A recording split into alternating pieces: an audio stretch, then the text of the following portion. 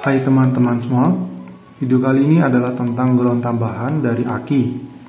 Seperti yang tentang konten tambahan ground di knalpot, kali ini saya akan mencoba menambah ground di coilnya langsung. Jadi ada dua ground tambahan dipasang di coil, langsung ngambil jalur negatif dari aki. Ide konten ini saya buat karena saya merasa sepertinya pasang ground dari aki langsung di coil, performanya bertambah cukup terasa dan juga akselerasinya tambah cepat. Maka dengan kondisi demikian, saya mencoba tes langsung menggunakan dyno test tempat saya di 016 dyno test. Nah, sekalian ini saya akan memperlihatkan pengaruh kipas atau supercharger elektrik buatan saya di motor. Jadi yang akan dites pertama ketika superchargernya off, yaitu tanpa ground tambahan atau standar ground bawaan motor, dan ketika dengan tambahan 2 ground di coil. Sekaligus berikutnya ketika superchargernya menyala. Dan terakhir, perbandingan ketika tanpa box filter, pasang box filter tanpa supercharger, dan pasang box filter dengan supercharger menyala. Oke, langsung saja ke pengetesannya.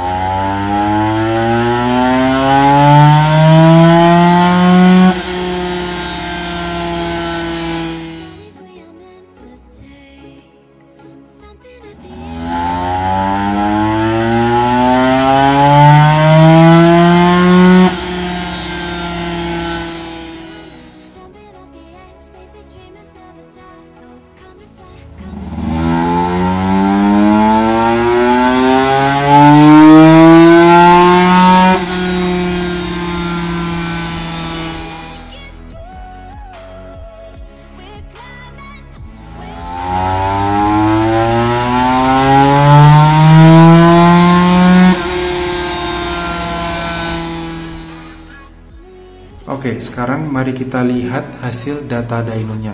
Perlu saya ingatkan bahwa ini adalah hasil data tes dyno, bukan pendapat pribadi. Seperti konten sebelum ini, saya akan menilai perbandingannya berdasarkan timing, horsepower, dan grafik. Karena ini materi yang dites cukup banyak, agar lebih mudah, maka akan saya bagi menjadi dua sesi. Yang sesi pertama tentang tambahan 2 ground di coil versus standar ground bawaan pabrik, sekaligus perbandingannya saat superchargernya off dengan supercharger menyala. Sesi kedua, semua tentang pasang tambahan 2 ground di coil, hanya perbandingannya tentang saat supercharger menyala, box filternya saja tanpa supercharger, dan dengan tanpa box filter. Oh ya, bagi teman-teman yang ingin menyewa dyno test di tempat kami, lokasi ada di daerah Jalan Raya Tajam nomor 19/16, Denokan Maguwoharjo, Depok Sleman, Yogyakarta. Bisa langsung WhatsApp, yang kontak link WhatsAppnya ada di deskripsi. Oke, kembali ke topik. Langsung ke pembahasan pertama. Dari timing, dari sini terlihat bahwa tambahan 2 ground di coil itu lebih cepat timingnya dibandingkan yang standar ground bawaan pabrik. Dan juga terlihat bahwa supercharger menyala ternyata mempengaruhi akselerasi cukup signifikan. Mau itu di standar ground bawaan motor maupun yang sudah ditambah 2 ground di coil.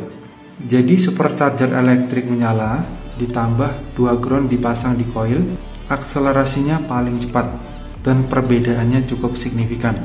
Mungkin bisa 1-2 detik lebih cepat kalau menggunakan semua gigi.